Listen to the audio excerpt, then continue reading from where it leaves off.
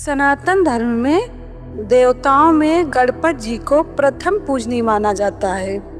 इनकी पूजा के बिना कार्य संपन्न नहीं होते हैं। हिंदू पंचांग के अनुसार साल भर में 12 संकष्टी चतुर्थी होती हैं, जो भगवान गणेश जी को समर्पित हैं। वैसे तो सभी संकष्टी चतुर्थी खास हैं, लेकिन माघ मास में आने वाली संकष्ट चौथ, लंबोदर संकष्टी चतुर्थी, संकटा चतुर्थी, इन नामों से भी इसे जानते हैं, जो कि बहुत विशेष मानी जाती है। इसे बड़ी चतुर्थी कहा जाता है।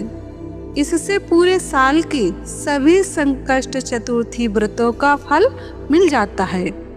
यानी कि साल भर की संकष्टी चतुर्थी व्रत का पुण्य सिर्फ माघ मास की संकष्ट चतुर्थी का व्रत उपवास करने से पूर्ण हो जाता है। प्रतिवर्ष माघ मास की कृष्ण पक्ष की चतुर्थी तिथि को तिल संकष्टी गणेश चतुर्थी व्रत मनाया जाता है। इस वर्ष तिल संकटा चौथ 17 जनवरी शुक्रवार को है।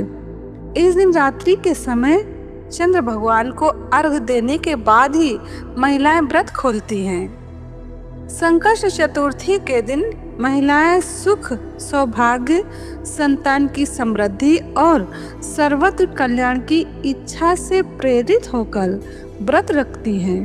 पद्म पुराण में वर्णन है कि इस व्रत को स्वयं भगवान गणेश जी ने माँ पार्वती को बताया था। वैसे तो हर महीने की कृष्ण पक्ष की चतुर्थी गणेश चतुर्थी कहलाती है, लेकिन माघ मास की चतुर्थी तिथि तिल संकटा चौथ कहलाती है। पद्म पुराण में यह भी वर्णन है कि कार्तिकेय के साथ पृथ्वी की परिक्रमा लगाने की प्रतिस्पर्धा में उन्होंने पृथ्वी की बजाय भोलेनाथ और माँ पार्वती की 7 बार परिक्रमा की थी। यानी कि गणेश भगवान, माता पार्वती और शंकर भगवान की ही परिक्रमा कर लिए थे 7 बार, जिससे पृथ्वी की परिक्रमा करने का पुण्य प्राप्त हो गया था। तब शिव जी ने प्रसन्न होकर देवों में प्रमुख मानते हुए उनको प्रथम पूजा का अधिकार दिया था। तिल संकटा चौथ व्रत की विधि भालचंद्र गणेश की पूजा संकष्ट चौथ को की जाती है। प्रातः काल नित्य क्रम से निवृत्त होकर षोडशोपचार विधि से गणेश जी की पूजा करें। निम्न श्लोक पढ़कर गणेश जी की वंदना करें। गजाननम भूत गणादि सेवितम कपित जम्बू फल चारुभक्षणम उमाश्रुतम शोक विनाश कारकम नमामि विघ्नेश्वर पाद पंकजम। इसके बाद भालचंद्र गणेश का ध्यान करके पुष्प अर्पित करें। पूरे दिन मन ही मन श्री गणेश जी के नाम का जप करें। सूर्यास्त के बाद स्नान करके स्वच्छ वस्त्र पहन ले। अब विधि पूर्वक गणेश जी का पूजन करें। एक कलश में जल भरकर रखें। धूप दीप अर्पित करें।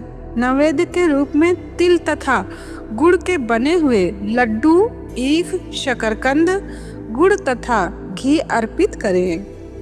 यह नैवेद्य रात्रि भर बांस के बने हुए डलिया यानी कि टोकरी से ढककर यथावत रख दिया जाता है।